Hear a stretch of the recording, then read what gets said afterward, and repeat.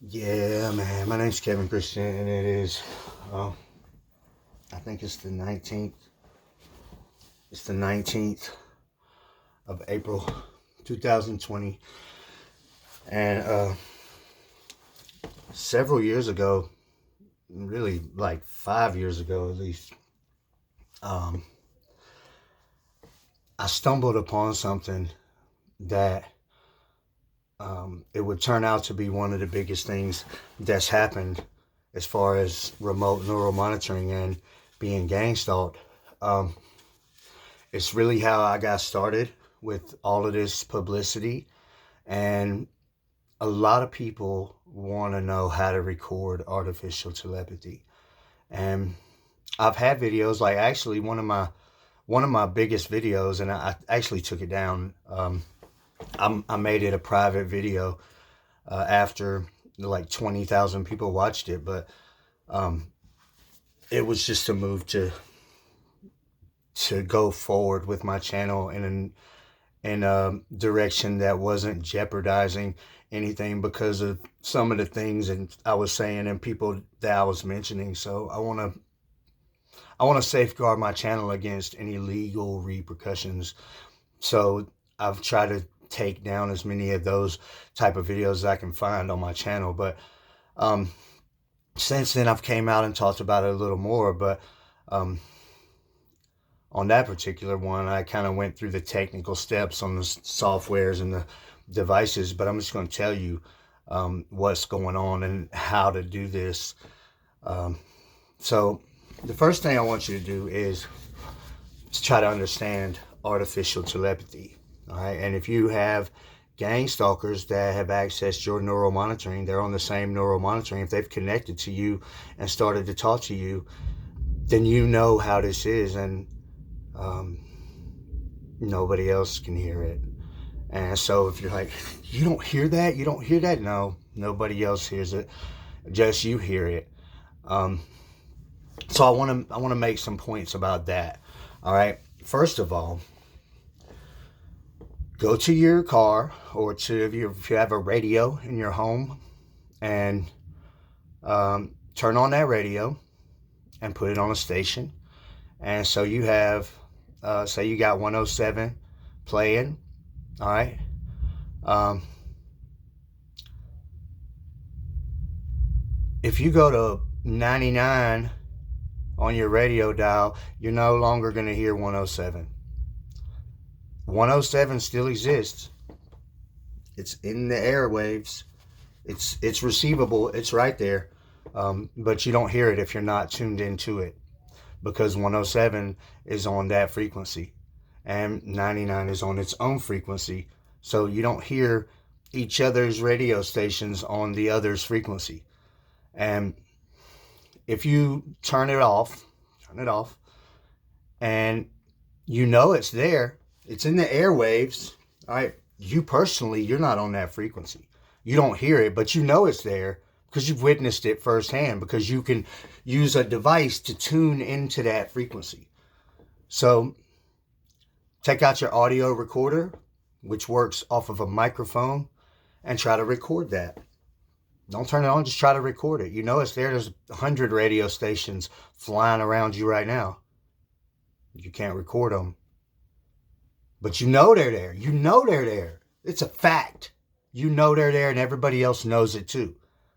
Because we have the capability to receive those and decode those signals to be able to receive those in a way that makes it to where we can hear it.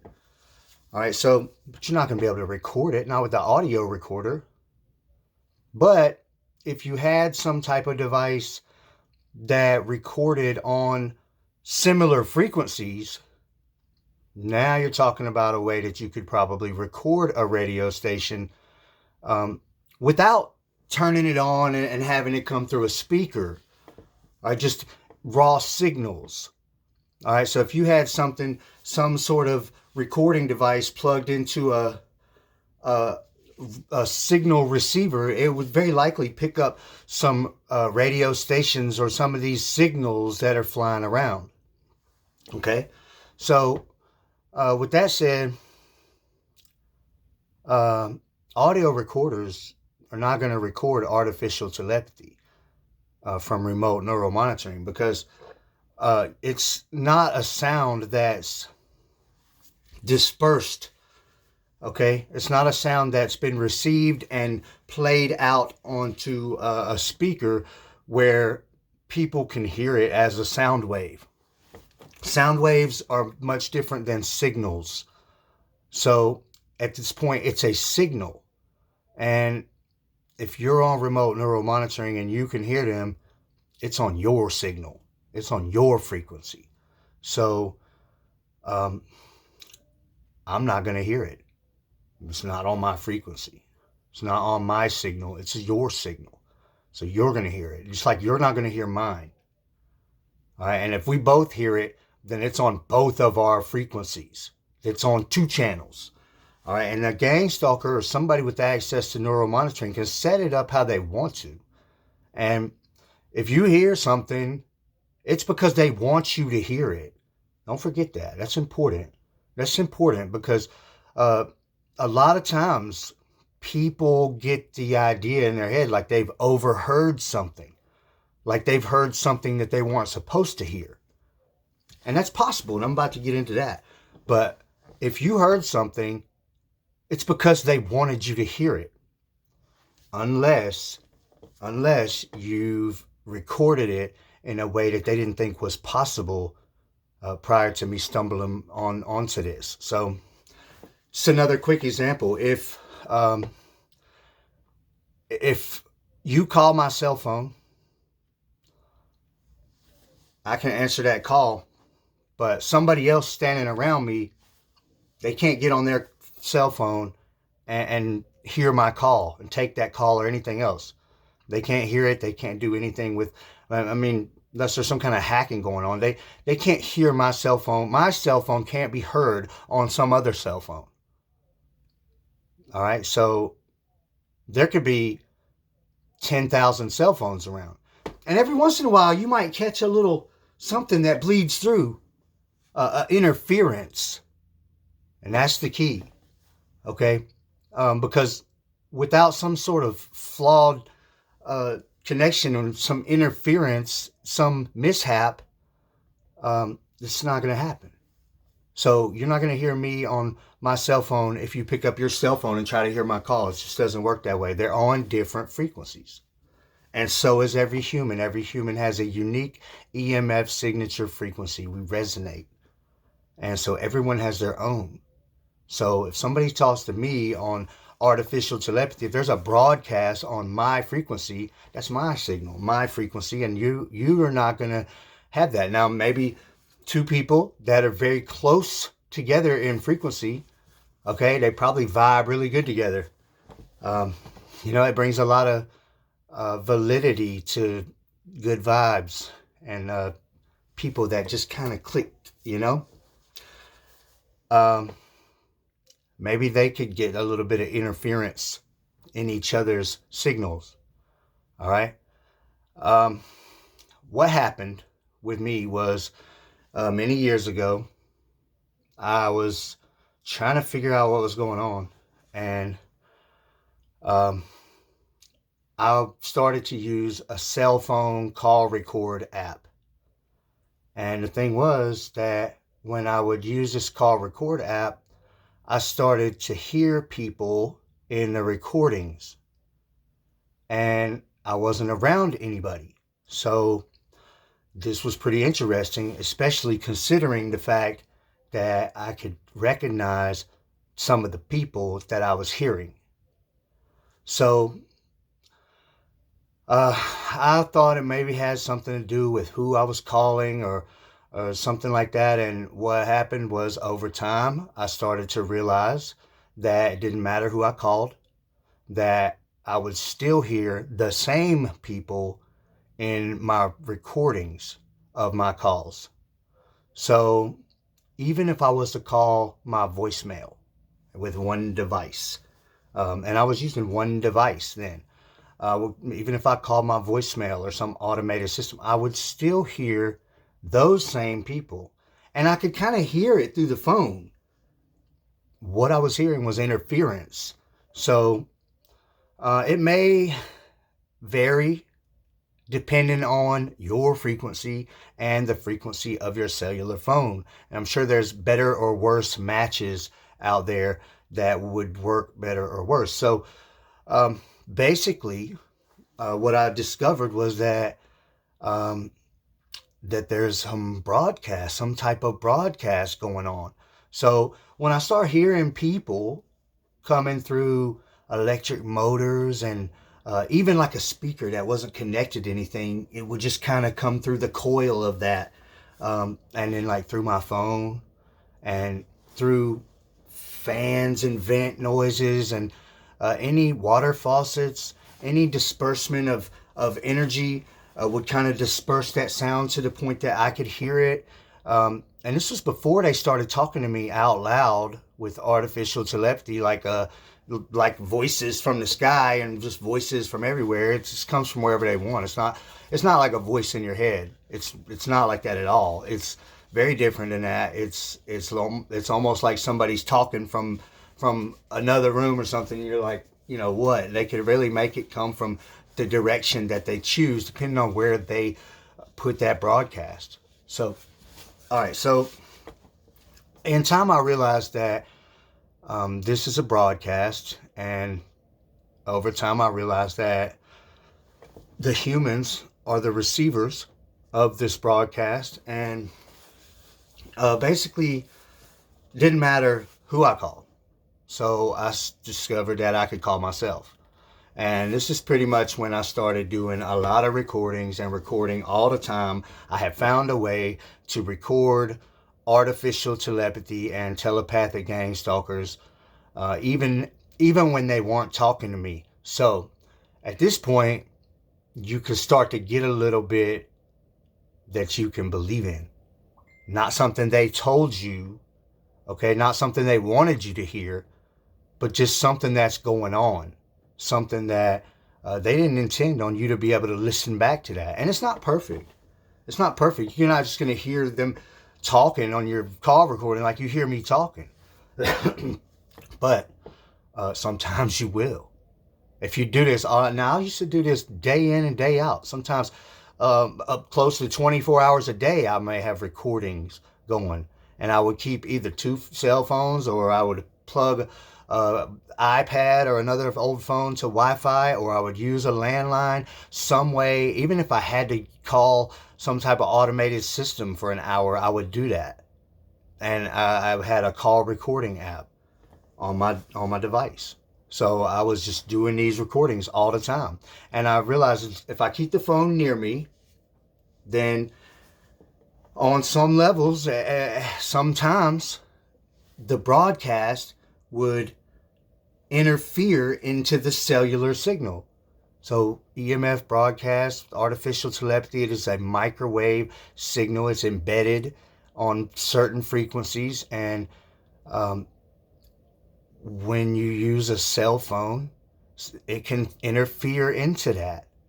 And so that's where recording artificial telepathy originated for me. And I'm probably not the first one that ever did it, but I may be the first one to ever do it and understand what I was doing. I was definitely the first one to start to come out with this information and to post it publicly, evidence of doing that. And on so many occasions, I was able to record people that were using artificial telepathy and remote neural monitoring connected to me by doing it this way, by using a cell phone call record app, calling myself. And it was a daunting task to sit there and try to record full time and listen to everything that I recorded. There's ways to go about it. You put the whole thing into a software and then look for sound waves, and you can kind of skim through, but it's very time consuming.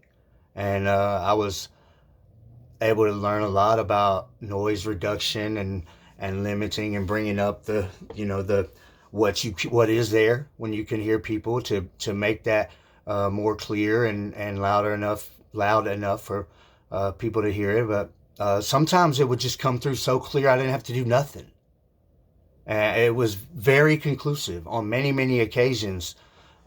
with many, many different gang stalkers and all sorts of stuff you could get. And that is the way that I found how to record artificial telepathy, because you can sit there, and I've tried it all, just like you tried it all. I was on one about this back in like 2015 and 16. I was on one trying to figure out different ways. In 2015, I was setting up all kinds of contraptions with Bluetooths and different headphones and spy ear apps and all kinds of microphone apps and recording apps. And when you listen back to that stuff, what you'll find is that a gang stalker may pretend to be in the recording when it's really them now. And that's one of the more difficult things to try to distinguish when you're on remote neural monitoring and you're dealing with them. You almost need somebody else to listen to your recordings for you. And then you're trying to get other people, hey, you hear this, you hear this. And that's one of the things that makes us look crazy a lot in the beginning. A lot of people look crazy because we're trying to get people to listen to things that they can't hear. They're not going to hear it.